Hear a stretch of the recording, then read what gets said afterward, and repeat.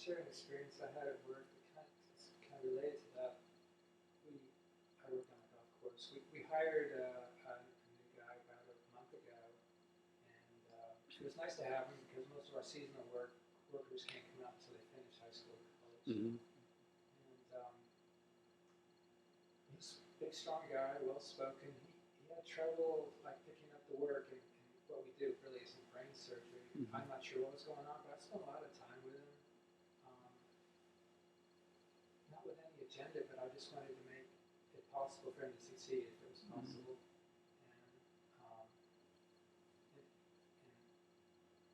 And, I would sort of point things out to him, but it just turned out it just wasn't a good match, Mm-hmm. and the boss had to let him go. He gave him plenty of chances. And I'm not sure exactly what was going on, and then I saw one morning just like earlier this week, and I saw it was early in the morning, and he was driving out, and I just happened to be working right near the exit gate, and he slowed down, and I thought, well, he's leaving. I guess I didn't even know. I guess he got canned, maybe he just came in to return his work shirts or something. And I'm kind of ashamed to admit I had this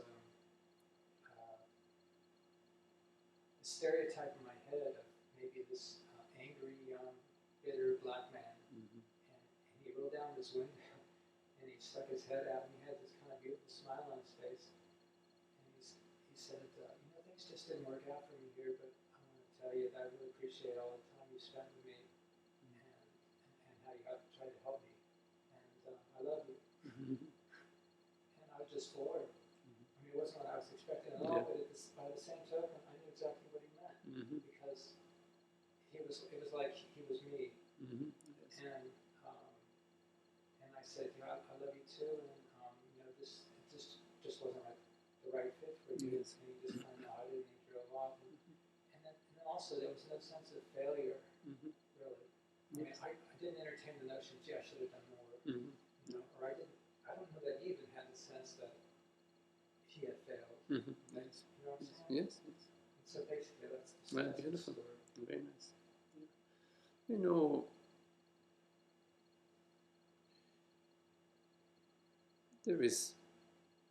There are different skills that this person have or apply much better in different situation and might really thrive in a very different situation. It's just he needed to come here to meet you and feel the bliss and the love, of course, among other things. Yes, that's very beautiful. That's more important than things working out on the body-mind level. They always work out on the body-mind level. But to be in the light of consciousness, in the light of the love, it's beautiful. This is how we live. Our understanding is very important, and in a way we initially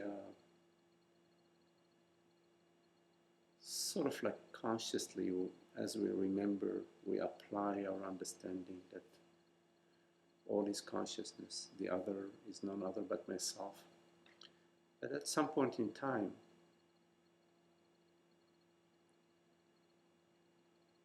there is no one there to apply it. It's just consciousness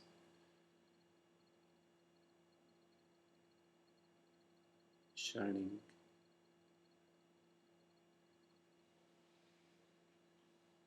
I have a question. This is not about me. It's a more general question. What about if somebody chooses a career, like a person chooses a career to be a policeman or to work for the FBI or Homeland Security, whatever. So in that person's job,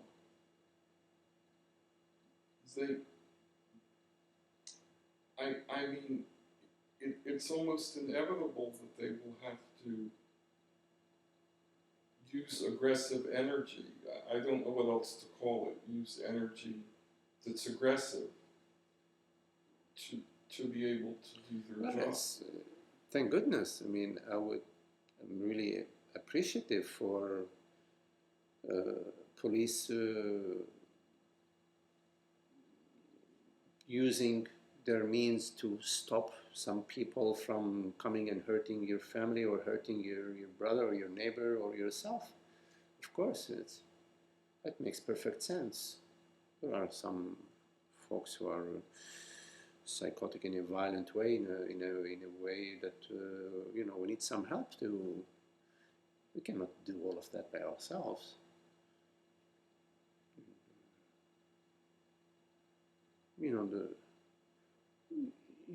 You are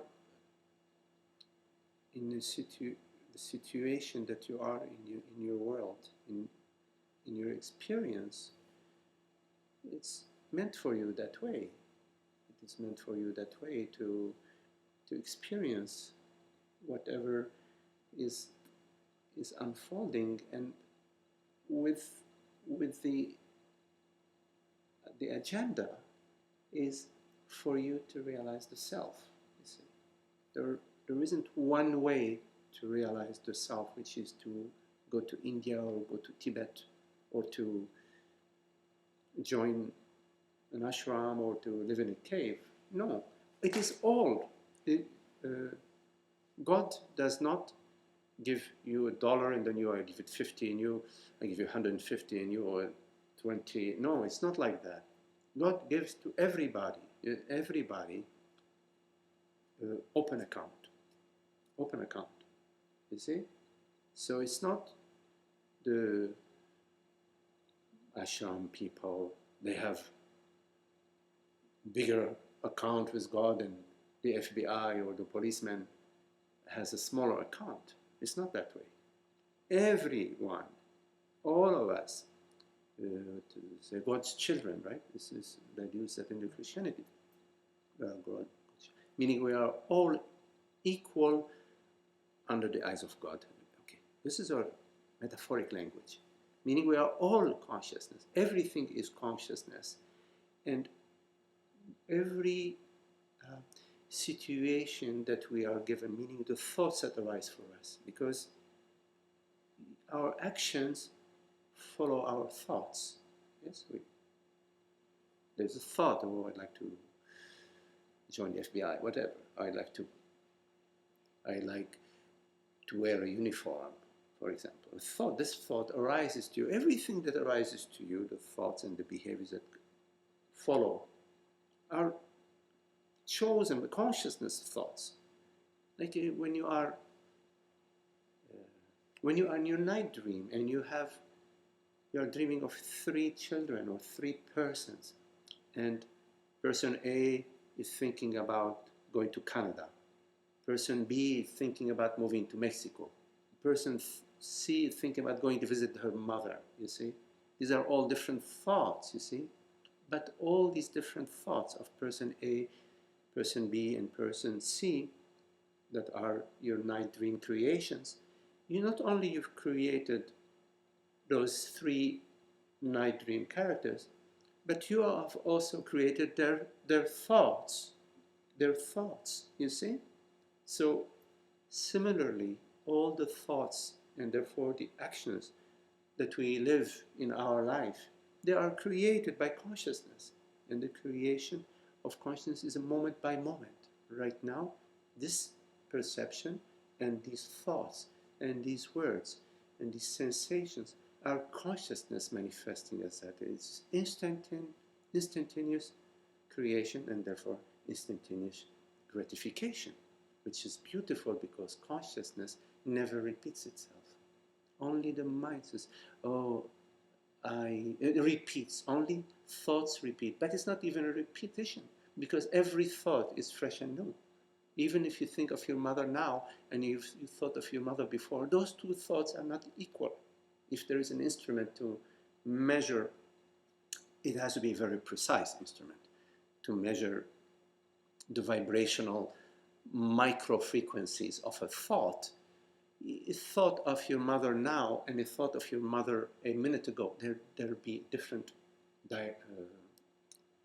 different representation, because consciousness is ever freshness. It is freshness. The beautiful spring, when you want to drink, you want to drink fresh water, yes? You go to the spring that has this fresh water. The taste of the water you cannot imagine. It's like psychotic experience, psychedelic experience. It's wow. You taste the water. It's amazing. You see the freshness. You see. So, what was your question? Oh, yeah, about the. So it's all equal. It is all equal. So when it says, oh, this and that, this is good, that's no good. See, it's all an opportunity for you to recognize the source, you see.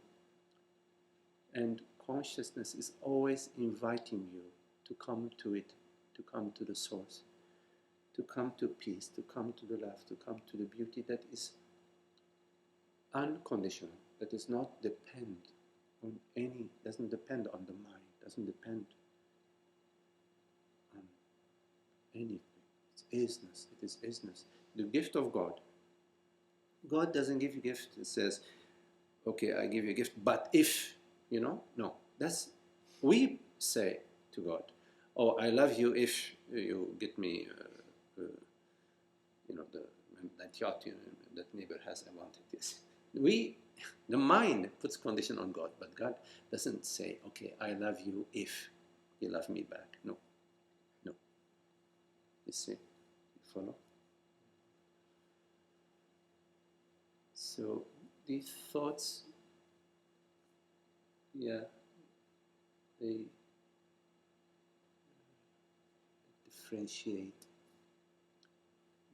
It's all love and beauty, and it's all the call of God. Come to me, recognize yourself, recognize the source, recognize your true self, recognize that the reality that you are, that is not a body-mind impression, that is not born, that is not moving towards a destination.